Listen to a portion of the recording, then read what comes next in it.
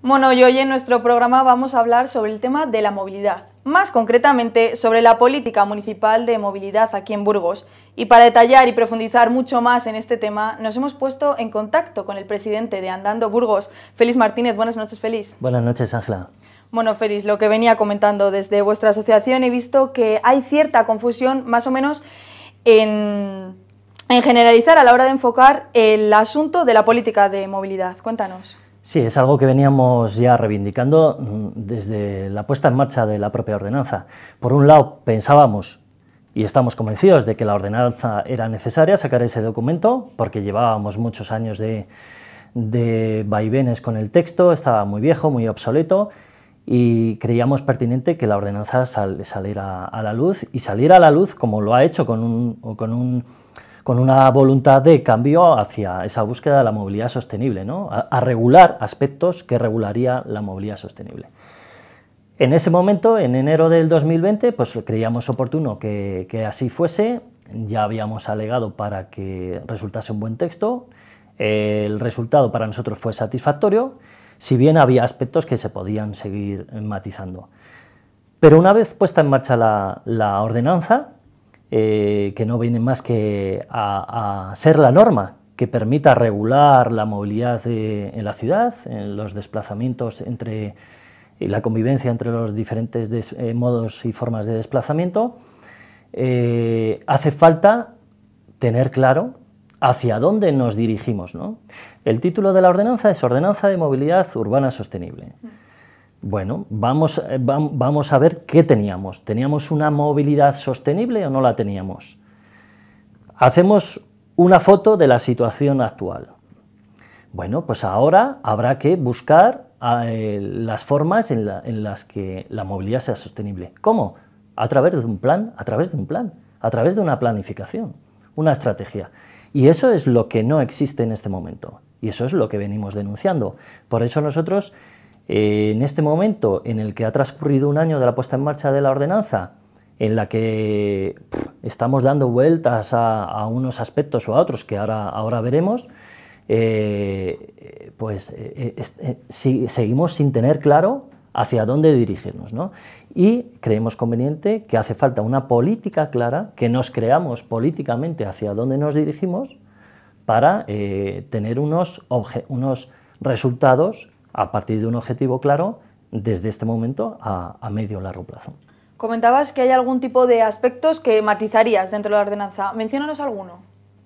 Bueno, la ordenanza, si bien es cierto que nosotros estamos satisfechos con el resultado final, es cierto que también se le puede dar mucha vuelta a algunos conceptos técnicos que creemos que no se tienen claro, y probablemente sea objeto de que en este momento se esté revisando la ordenanza. Zona peatonal, por ejemplo, creemos que aún no es un concepto que se tiene claro. De ahí que naciera las áreas de tráfico restringido. Pero es que probablemente estemos revisando toda la ordenanza por culpa de un decreto. Un decreto que establece las áreas de tráfico restringido. ¿Esto qué significa? ¿O cómo lo interpretamos? Pensamos que de alguna manera lo que más problemas daba era regular el uso de la bicicleta por el centro de la ciudad. Entonces se crea esta figura de áreas de tráfico restringido para limitar el uso de la bicicleta por el centro de la ciudad. Pero realmente lo que se ha hecho es una suerte de circunvalación para evitar que sea permeable el centro a la bicicleta, pero se están generando unas problemáticas, unos efectos de borde. Por ejemplo, en San Lesmes, en Gran Teatro, se va a generar un problema muy grande. Es importante citar aquellos sitios para ponernos un poco en situación a todos. Para que nos hagamos una idea, las ATR, las áreas de tráfico restringido que dictamina el decreto, son una serie de calles que bordean el centro, ¿vale? Pues una de ellas, por ejemplo, es San Lesmes, la parte peatonal de San Lesmes. Otro, a la continuación, Gran Teatro, y luego Sierra de Atapuerca. Entonces ahí hay unas incongruencias de señalizaciones que ya existían, con lo que se pretende regular. Por un lado te has quitado la bici por el centro, por otro lado no la tienes contenta, Por otro lado, tienes residentes que tienen que usar el centro como usuarios de bicicleta.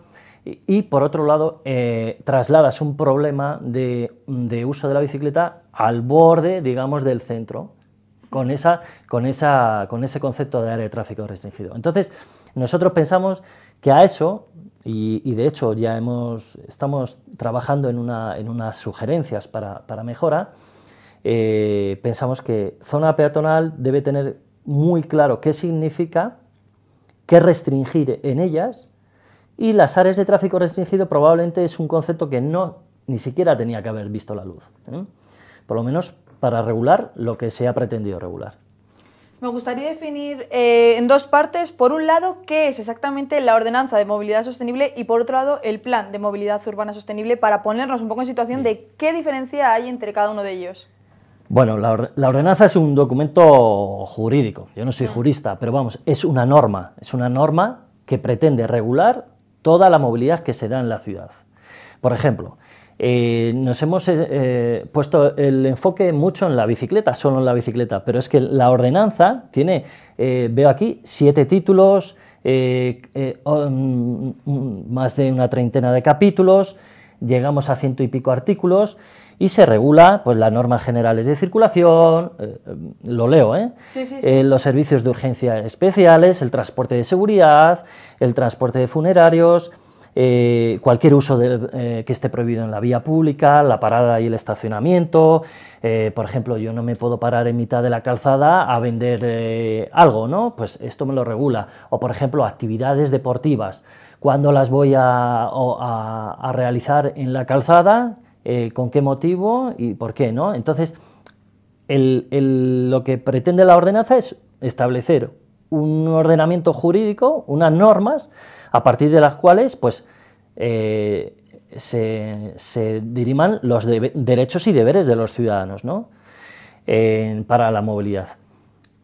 Por ejemplo, y establecer las autorizaciones pertinentes, ¿no? Y la tipificación de las infracciones, ¿no? Si alguien va a más velocidad de la que le permite la norma, pues está expuesto a una sanción. Eso lo tipifica la ordenanza, ¿no? Entonces, la ordenanza, por un lado... Podríamos decir que la ordenanza es igual a norma. Es una norma.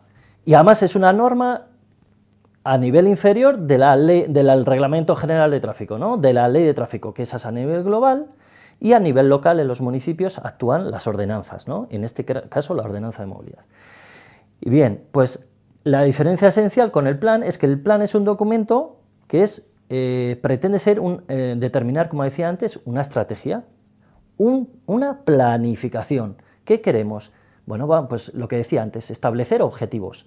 Vamos a establecer los objetivos. Por ejemplo, un objetivo fundamental para llegar a la sostenibilidad es que en la mayor parte de los desplazamientos al trabajo son un 62 o 63% se realizan en coche.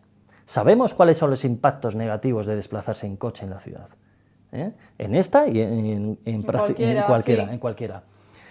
Entonces, bueno, pues vamos a establecer una estrategia para hacer un cambio a otro medio de desplazamiento. ¿Es posible cambiar ese 60 a un 58% y esa diferencia llevarla al transporte público? Bueno, pues vamos a ver cómo, ¿no? Luego, el plan también me va a permitir mejorar lo que nosotros defendemos, la peatonalidad. ¿Cómo? Pues mira, vamos a identificar cuáles son los recorridos peatonales de interés.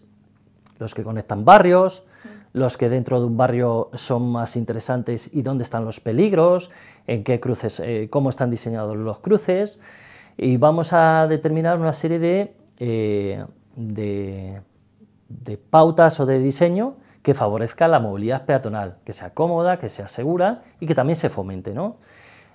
Con la bicicleta de la misma forma. Por ejemplo, ¿qué tenemos? Tenemos carriles bici, o lo que llamamos carriles bici. ¿Pero qué queremos con la bicicleta? ¿Queremos que haya mucha más bicicleta o lo que hemos tocado el tope, ¿no? Pues vamos a analizarlo.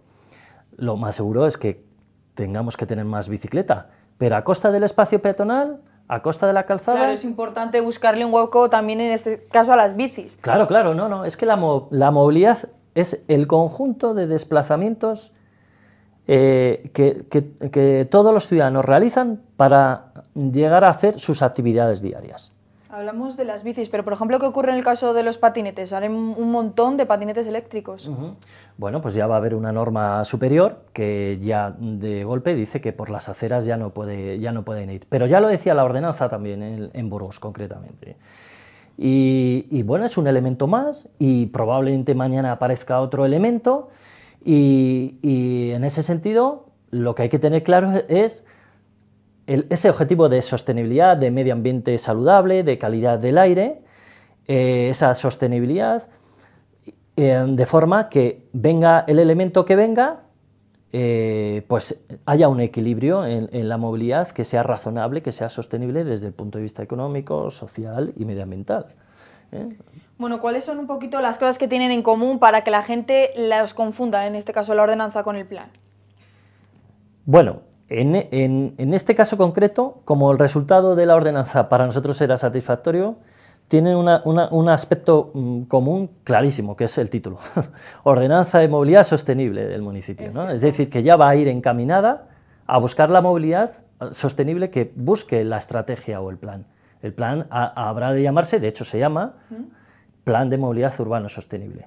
¿Qué es lo que hubiera ocurrido si la ordenanza hubiera mantenido el nombre anterior o no hubiera incorporado aspectos de movilidad sostenible? Pues que mañana yo decido políticamente que muchas calles son, por ejemplo, residenciales, con unas velocidades determinadas y unas prioridades específicas para el peatón, y la ordenanza busco y no lo hubiera encontrado. Entonces, policía llega y dice, no, pero es que yo no puedo sancionar el comportamiento de estos usuarios porque no tengo una norma en la cual regirme. O sea, por un lado, la norma le da pie a la policía para actuar, pero por otro lado, la política, desde la política, se han de marcar hacia la tendencia de lo que debiera ser sancionable o no sancionable en virtud del diseño de ciudad que estemos buscando.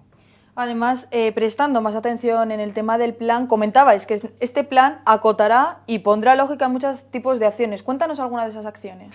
Claro, en la ausencia de planteamiento hace que, por ejemplo, mañana un político decida voy a hacer un carril bici y su criterio, vale, esa es la voluntad política que es buena, ¿no? Pero luego llegan los departamentos técnicos y dicen, bueno, venga, vamos a hacer el carril bici y lo hacemos por acera, ¿no?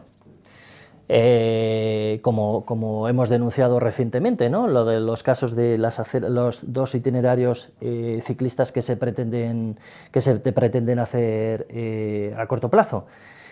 O llega otro departamento y te dice, no, por la calzada, como también está sucediendo. Claro, ¿qué solución es la óptima? Pues hombre, en principio por la calzada, porque estamos detrayendo ya el espacio a la calzada en la cual se estaba ocupando mayoritariamente por el automóvil, ¿no? Entonces, la voluntad política va a determinar qué hacer, más allá de los departamentos técnicos, pero no habrá una inconexión entre la actuación que vea el ciudadano en la calle con lo que se pretende a corto, medio o largo plazo. Por ejemplo, se hace un tramo de carril bici, pero eso va a estar integrado en la filosofía de hacer una red coherente en toda la ciudad. Por ejemplo, otro caso muy interesante. Esto como mejor se entiende, Félix, sí, es como ejemplos, sí, por supuesto, y los voy a poner. Por ejemplo, cómo se hace la carga y descarga en la ciudad. Como en tantas otras, pues por mucho que esté regulada en la norma con un orden de horario, resulta que estamos con todas las calles atestadas de vehículos grandes y cargando. Yo tengo un comercio, igual no tengo stock, no tengo ese producto reservado para cuando se me vaya gastando, o tengo muy poco, y entonces tengo que pedir cada poco tiempo el producto, ¿no? Y como yo, el de al lado, el de al lado, el de al lado, y al final tenemos un conjunto de movimientos que están afectando y ahí haciendo una presión al centro de la ciudad, ¿no? Por ejemplo, en el centro, ¿eh? Bueno, pues ¿por qué no establecemos cuál va a ser la forma de logística, de transportar la mercancía en la ciudad? oye, igual sería interesante meter unos centros de almacenaje más pequeños en la ciudad, repartidos por la ciudad, de modo que los camiones grandes van a esos centros y luego son los comerciantes a través de vehículos pequeños o otros sistemas que existen ya y están puestos en marcha en otras ciudades, los que van poco a poco a esos almacenes a por ese producto. Por ejemplo, hay ciudades en las que incluso los parkings subterráneos del centro, aquí por ejemplo el de la Plaza Mayor, por poner un caso aquí en Burgos, podría reservar un espacio para ser almacén de estos productos. De forma que sería más inteligente el transporte de mercancía. Bueno, pues todo eso lo marca una estrategia para reducir esos movimientos masivos que se dan en la ciudad. En este caso el plan también, pues eso, como comentabas, para pacificar un poco el tema del tráfico. Claro. Ayer mismo salió que van a sacar unos aparcamientos para el tema de los coles, para que los papás tengan 15 minutos antes y 15 minutos después para aparcar el coche. ¿Qué te parece? Bueno, pues otro caso más, otro ejemplo más de la falta de planificación, porque, por ejemplo, las tendencias y lo propicio buscando la movilidad urbana sostenible es que precisamente los entornos escolares sean entornos protegidos de tráfico motorizado, de contaminación y promotores de la salud y la calidad del medio ambiente, ¿no? Urbano. Vamos a ver, no somos ajenos a la realidad de que hay padres que sí o sí tienen que ir con sus hijos en coche, pero lo que hay que promocionar es lo contrario, es la proximidad de los centros escolares y, por tanto, la movilidad activa, la de ir andando o ir en bicicleta o ir en transporte público, claro. Porque, por ejemplo, igual lo que nos está cayendo es que el ir en coche está afectando al entorno de la parada de autobús, a la misma parada de autobús que otros padres van con sus hijos. Entonces, el peligro para un niño en un entorno escolar no es el transporte público, no es unos viandantes, no son unos niños que van en bicicleta, es el tráfico motorizado y toda esa congestión que se genera alrededor. Entonces, ¿va a solventar o solucionar el problema de ir en coche el que yo tenga reservadas unas plazas? No. Además, realmente se han solicitado muy pocas plazas para todos los papás que pueden necesitarlo. Es que también es evidente que no se puede, si van 100 padres, no puede haber 100 plazas reservadas porque además van en detrimento de los vecinos o de otras actividades. Pero es que no soluciona porque está invitando a que tú vayas en coche. Ya sabemos las excusas de que es que luego voy a trabajar y le dejo y tal, pero bueno, hay que buscar de algún modo primero esos criterios de pacificación de los entornos. Por cierto, es que hay ciudades en las que se está restringiendo ya no la parada, sino la circulación alrededor de los centros escolares. Es más, nosotros a principio de curso proponíamos a la Dirección Provincial de Educación que implementara la herramienta que se conoce como camino escolar, porque de esa manera toda esa masificación de padres, madres y alumnos que van al centro a una misma hora, pues se dispersase esa conglomeración de personas, ¿no? Y luego es que la realidad de muchos centros es que precisamente lo que tienen es un problema de acera, que es muy estrecha. Bueno, pues hay otras propuestas. ¿Quieres reservar plazas?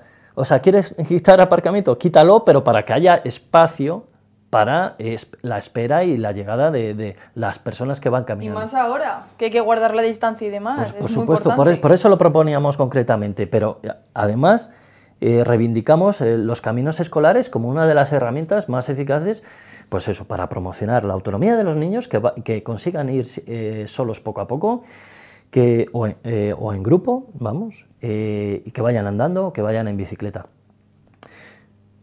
En relación a esto mismo, hay experiencias que sí que tienen plazas reservadas que se llaman Kiss and Go, le da un beso y se va el padre, ¿no? Se llaman en inglés. No lo conocía yo ese pues pero es una plaza o dos plazas, pero es que no está funcionando, porque no está quitando el uso del coche en sí, Luego hay otra experiencia, por ejemplo, en Madrid, que es, bueno, reservamos plazas, pero las reservamos como una manzana más retirada del centro escolar. De modo que luego les espera un monitor y les lleva andando. Por lo menos andan 5 minutos antes de ir al cole, ya van más despejados, que también se trata de eso.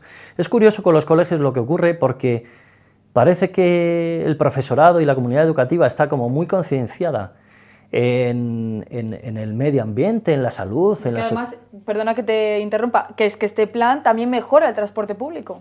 Por supuesto, tiene esa intención, tiene la intención de mejorarlo. Bueno, de hecho, y ahora cierro esto y hablo sí, del transporte público, tiene esa intención, sí, pero a lo que voy es que de alguna manera estamos muy concienciados con esa salud y tal, y no vemos la movilidad, la forma en la que nos movemos como salud. Si es la mejor herramienta para un niño, que vaya despejado a clase a primera hora de clase habiendo ido andando. Y hay multitud de personas que, aunque vivan lejos, han facilitado que sus hijos vayan en transporte público. Pero bueno, es que se ha masificado el uso del coche. Eso es un problema. Desde luego. Entonces, lo que hay que hacer es apostar por fomentar la movilidad a pie, en bicicleta, en transporte público, y no a favor del coche. Luego, es que es bueno hasta para la salud, para todos, e incluso sobre todo para los niños, que en este caso es de los que principalmente estamos hablando. Eso es. Luego, la medida que se propone, que además es una decisión unánime, no es una decisión consensuada, que sepamos, pues creemos que es bastante errónea. Y si quieres, comento lo del transporte público. No, porque en relación al plan de movilidad hay que decir también que es un documento que sí que está redactado, que existe, pero que está en un cajón. Está en un cajón. Está a falta de aprobación. ¿Y por qué está a falta de aprobación? Porque es un documento con muy buenas intenciones, pero entra la política en juego. Entonces tiene que tener el mayor consenso posible. Por eso nosotros apostamos por un pacto por la movilidad sostenible, un pacto político y ciudadano, para a partir de ahí establecer ese marco de objetivos y hacia dónde dirigirnos. Pero eso de que uno dice hoy carriles bici, como decía antes, otro dice no, el transporte público en vez de 36 líneas vamos a hacer 23, otro en vez de promover la movilidad activa en los coles, hacemos lo contrario, llamamos al coche. Bueno, pues usted opina eso, usted opina eso, usted opina eso. Bueno, vamos a establecer un pacto y a partir de ahí conformar una mesa de movilidad en la que se dé la opinión de los agentes involucrados y de las partes políticas. Y a partir de ahí, lo que hizo Vitoria, crecer hacia la sostenibilidad con unos objetivos claros, independientemente de que gobierne PP, me vais a permitir la expresión, PEPA o quien sea. A ver si es cierto que Burgos crece en esa misma línea que Vitoria. Bueno, Félix, ha sido un placer haberte tenido hoy en nuestro programa para profundizar en el tema de la movilidad. Muchas gracias. Pues espero que haya quedado medianamente claro y apostemos por el plan de movilidad, que de verdad es necesario. Muchas gracias. De acuerdo, muchas gracias.